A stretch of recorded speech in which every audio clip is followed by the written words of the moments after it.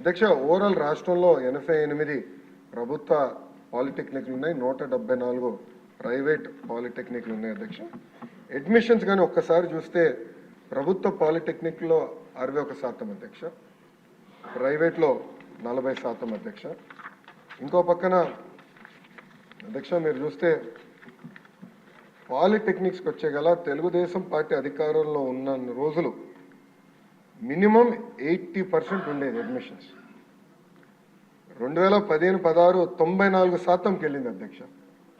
కానీ అంటే వైకాపా పార్టీ అధికారంలోకి వచ్చిన తర్వాత 81% అడ్మిషన్స్ మేము ఇన్స్టిట్యూషన్స్ అందజేస్తే అది క్రమీపంగా తగ్గుతూ వచ్చి ఒక సంవత్సరం అయితే కేవలం 59% అడ్మిషన్స్ జరిగిన విషయం అధ్యక్ష. అంటే ఈ ప్రభుత్వం పాలిటెక్నిక్ని ఎలా నిర్వీర్యం చేసిన దానికి ఇదొక ఉదాహరణ అధ్యక్ష.